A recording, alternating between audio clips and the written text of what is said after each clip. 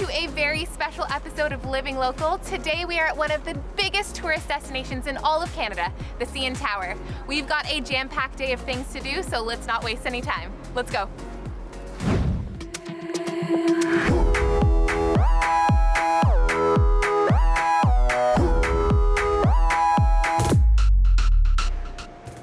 We are here with Rob, the Director of Attractions here at the CN Tower. We've got a jam-packed day, but before we begin, I want you to tell us a little bit about the history of the tower and yourself. Well, the CN Tower started as a broadcast tower. When it was opened in the 70s, broadcasting was from antenna, and you needed a really tall building to get over all the buildings in the downtown.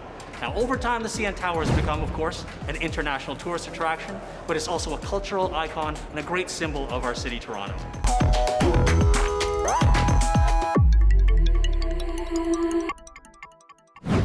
And how did you get started here? How long have you been at the CN Tower for? That's a funny question. This was a summer job for me.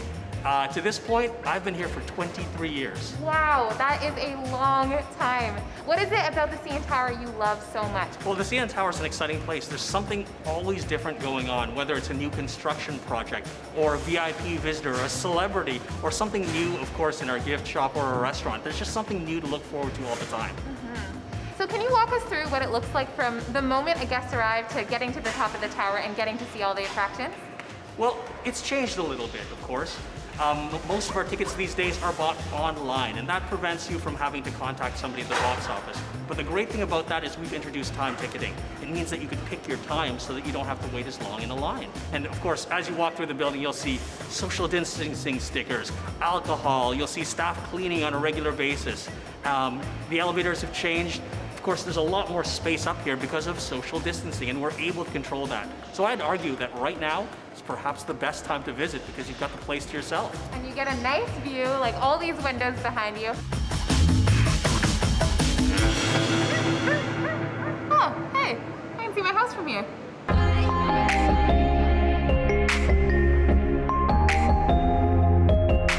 There are so many things to do here. What does a ticket to the CN Tower include? Well, a basic ticket to the CN Tower includes, of course, this amazing observation level, which we renovated in 2018. We've got the food venues up here, and of course, the floor-to-ceiling glass. Down below, that's also included, you've got the outdoor terrace where you can experience Toronto fresh air, and our world-famous glass floor. Usually with an attraction, people like to go see the main attraction, but even getting us is an experience here. Can you tell us about the elevators? Absolutely. Our 6 high-speed elevators all have glass on the front, and it's a real signature experience. 58 seconds is all it takes for you to get from the ground up here, and most elevators also have glass panels so you can look down as you go up. I'm sure one of the attractions visitors are most excited to see is the glass floor. How much weight can that glass floor hold? The glass floor can hold 600 pounds per square inch, and if I'm going to put that in perspective, it's about 35 moose. So you and I are perfectly safe on the glass floor. Okay, that is very good to know. So I can jump on it and do all kinds of activities on that? You can jump, dance, backspin, as long as you're happy. Another fun fact about the CN Tower is that it actually moves in the wind, I heard. How does that even work? Well, every tall building sways. If you look at trees, they gently move around in the wind. And it's the same thing with the CN Tower. If we didn't move around a little bit, of course, this structure wouldn't hold up. On a very, very windy day, you'll actually feel the sky pod swaying all the way up to 50 centimeters. If you're really curious about how much you're swaying, we have a giant plumb bob upstairs, and if you look up at it, you'll be able to see how much the building actually is swaying. You don't need to worry about all that swaying because the CN Tower is equipped with 2 mass dampers. They're like giant lead donuts that prevent the building from swaying too much. No trip to the CN Tower would be complete without a gift from the gift shop. I have a feeling you are full of fun facts. What is your favorite fact about the CN Tower? Well, one of the things that I think is the neatest about the CN Tower is you look at the tower and it looks like it's a solid piece of concrete. Actually, the CN Tower is mostly hollow. Like all the buildings downtown, it's mostly air. So for people who have been here before and have experienced the CN Tower, there are a few newer attractions. What has the CN Tower done to improve guest experience? So for people who haven't been here in a while, the CN Tower renovated in 2018, adding full floor-to-ceiling glass all around. We've got these amazing mirrors which create an amazing photo opportunity. And on top of our regular glass floor, we added a second glass floor. So you can look down at people looking down. And on a clear day here, how far can you actually see out of the CN Tower windows? Now that varies. Now every day the view is amazing, but on the very clearest of days, you'll be able to see about 70 kilometers straight across the lake towards Niagara Falls. Oh, so cool. I love how you really get different experiences based on the weather. A cloudy day, a sunny day, it's always going to look really good. Absolutely, there's always something to see.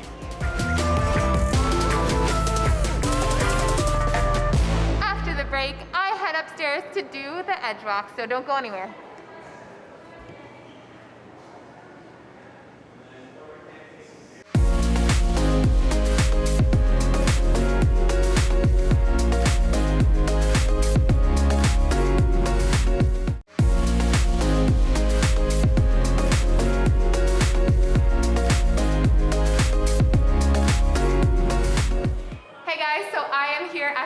At base camp, I've got my mask, I'm ready to get my gear on. I'm super excited. There's gonna be some clouds out there and I think it's gonna be an awesome view and an awesome time, so I'm ready to do this.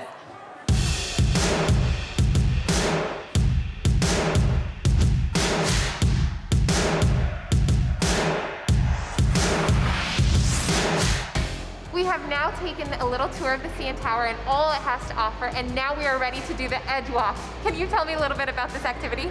Well, EdgeWalk opened in 2011 and it holds the Guinness Book of World Records as the highest external walk on a building. It's amazing, and I mean, whether you're young, you're old, it really appeals to thrill seekers or anyone who wants to celebrate a special occasion. And how high is it? Well, the EdgeWalk is 356 meters above the ground. So we're on the main observation level. It's on top of us and above the restaurant. Now, EdgeWalk didn't always exist in the CN Tower. It's relatively a newer activity. How did it all get started? Now, prior to EdgeWalk opening, we were looking for a new attraction, and we thought to ourselves, what is the craziest thing that we could conceivably do? And everybody asks, well, what's up there? Can I be out on the roof? And now the answer is yes. This is obviously such a unique experience for so many people. Tourists from all over the world come to check this EdgeWalk activity out. What should we be looking out for when we get out there? Well, of course the view is amazing, and of course all the safety, you can pay attention to that. But one of the things that people don't notice as much is the sound. When you're up there, there's no glass, there's no railing, there's no people out there. It's just you, your rope, and the city. So you can hear everything from the trains to the traffic and to helicopters, alarms, and of course, you can watch the airplanes. You can hear them as they take off. Now, due to COVID-19, EdgeWalk has been operating a little bit differently. What is happening with that? So, like a lot of other places, we've created a lot more spacing. Instead of our full 6-person walks, they're now half the size. And what that allows us to do is create more social distancing, but it also allows us to have more time to clean your suits, to clean all surfaces, and make sure that you have a mask that's suitable for EdgeWalk. Of course, EdgeWalk wouldn't be able to happen without a well-qualified guide. So today we are here with Katie, and I just want to ask you, what goes into the training to be an EdgeWalk guide? Well, first of all, we train from, literally from the ground up. So we start with our follow us training. It's quite a rigorous hiring process as well. There's many different stages. We learn all about the safety of the harnesses, how everything works together, and then we layer all the different guide roles onto that. But oftentimes what makes a great guide is not those aspects that we can train, it's what we can't train. So people skills and being able to empathize with a nervous guest or provide a great tour, that sort of thing. Mm-hmm. This has to be one of the coolest jobs in the world, and I'm sure you've been out there so many times. Does it ever get boring? Never, and simply because I mean, the height is amazing every time, but we're also meeting amazing people from around the world or across Canada right now. And I'm seeing all crazy different types of weather, low-lying clouds, rainbows out there, sunshine, that sort of thing. So it's constantly changing for us.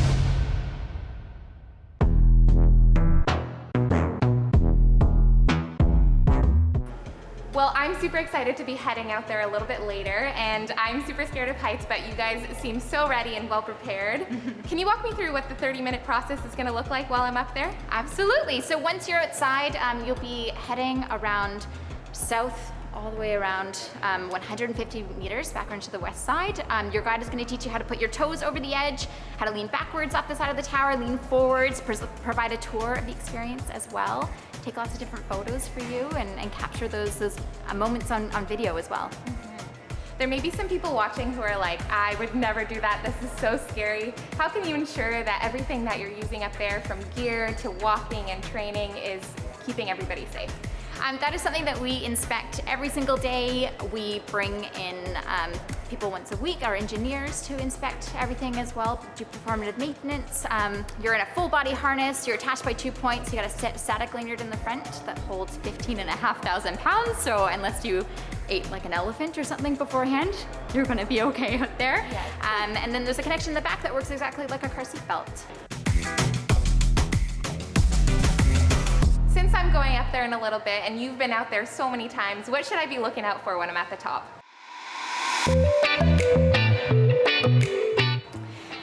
I always really love looking at all the different tiny little sailboats and the tiny little trucks and cars. So when you're up there, it really looks like you're looking at those little dinky cars that you might have as a child. I find that super cool. The clouds today also are quite ominous and dramatic. So I think looking at the weather while you're out there will be really interesting as well. I think having clouds makes it that much more real of how high you actually are. So I'm excited about that. Yeah. Well, I'm all masked up and I'm going to get ready to get geared up as well. And I'm super excited to be going on the EdgeWalk today. Let's do it. Have a great walk. Thank you.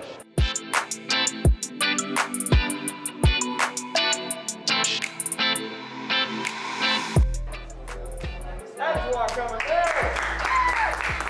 We are going up and there's no turning back now, so let's do it.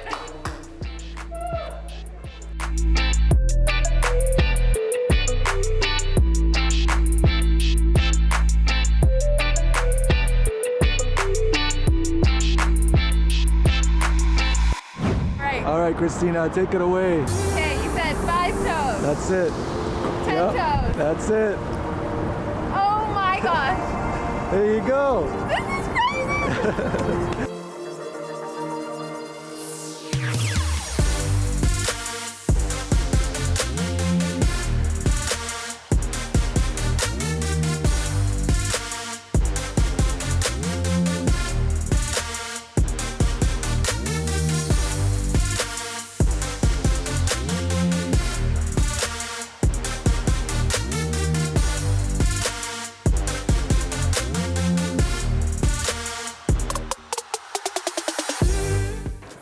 That happened recently is Grammy-nominated artist Jessie Reyez performed on the EdgeWalk for the first Raptors playoff game of the season. How did that come about? So we were approached by Jessie Reyes' management team and Maple Leaf Sport and Entertainment. And they said, we've got this crazy idea of Jessie Reyez performing both the Canadian and American national anthem on EdgeWalk. And when we heard about that and supporting our Toronto Raptors, we thought, absolutely. And it was a beautiful video. She got the beautiful sun setting or rising in the background, and it was just amazing to watch her supporting our city and our teams. Woo! I did it! I conquered, and now time to go. What's your favorite part? Favorite part? Definitely just leaning back over the city and seeing the most beautiful view. It was a little hazy, but honestly, it was just so nice to see everything and see the Toronto from a different perspective. So. How was your guide, Min was fantastic. He's so calm. When I was nervous, he was keeping me calm. I would highly recommend Min if you're scared of heights, because he just puts you at ease and he's just so peaceful and makes everything really fun.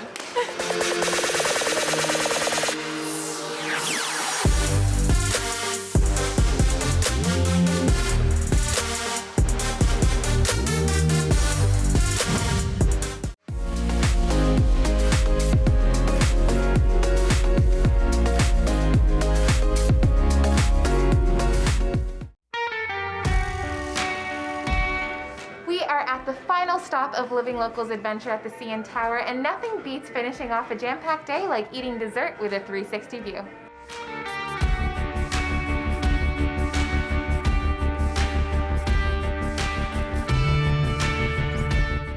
We are here with Chef John Morris, who is the executive chef at the 360 restaurant. John, how are you doing? Doing great. Good. Yeah. How did you get started at 360, and how did you get connected to the CN Tower? Well, I relocated to Toronto in 2016, and I joined the team here at that time, and I've been fortunate to enjoy cooking here for 4 years. Wow. so far, yeah. 4 years of creating wonderful menu dishes for everybody to enjoy. That's right. Obviously, working here must be amazing. The ambiance is beautiful. You've got the turning tower. What else do you love about being the chef here? Our mandate here, I mean, we kind of, we're a Canadian national icon. But I think people struggle, like, what is actually Canadian? I think because we have such a diverse background here in Canada, right, with a kind of a mosaic of cultures, right? So part of the fun of our job is that we get to use a bit of all of that. You gotta love the multicultural city of Toronto. Oh, for sure. So over your 4 years, the food here has won multiple awards of excellence. Can you tell us about some of those awards? We did a ocean-wise seafood chowder competition with a bunch of chefs in the city, which we were fortunate to win. We've been Feast On. I'm kind of proudly we're Feast On certified, which is kind of like we prove that we put our money where our mouth is in terms of local. A lot of restaurants claim to be local, but we're actually showing every year that we are spending a certain amount of our dollars in local farms and purveyors and stuff like that. So I think that's something we're very proud of. In addition to that, we've also, we won like the greenest restaurant in Toronto as well, Wow.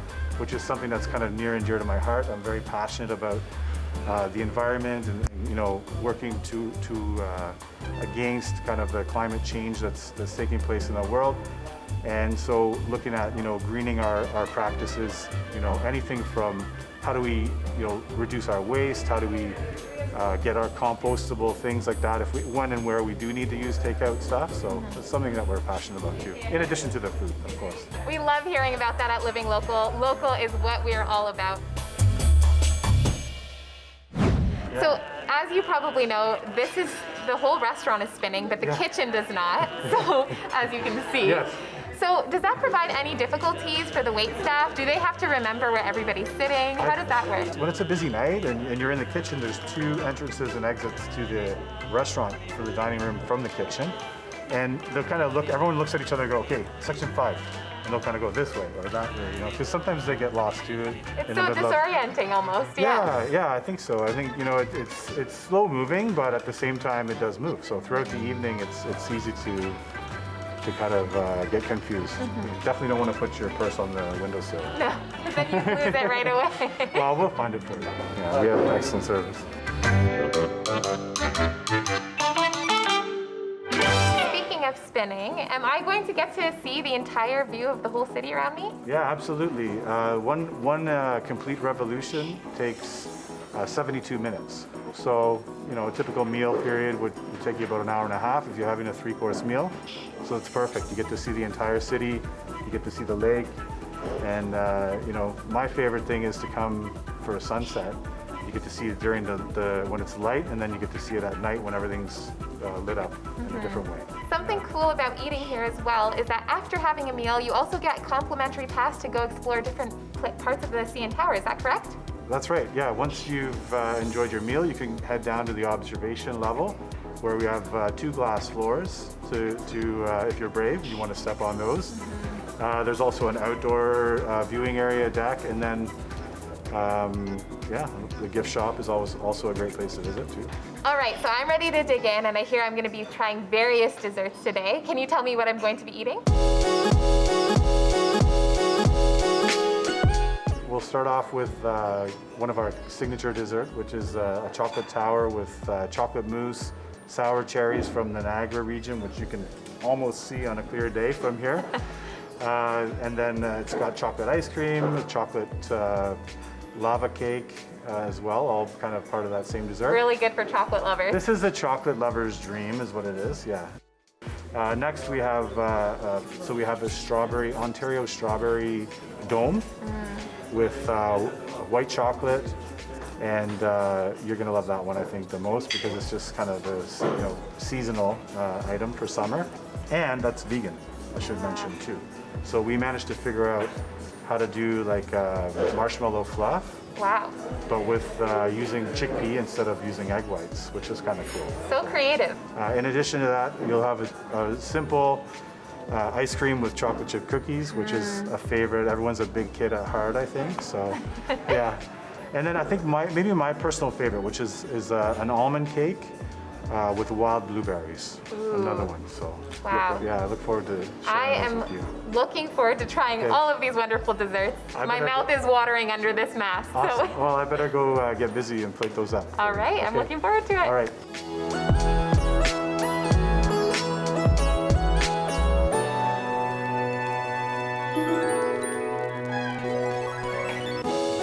We have tried 4 amazing desserts today, but one stands above the rest, and that is the dark chocolate tower. If you don't mind, I'm just gonna finish the rest.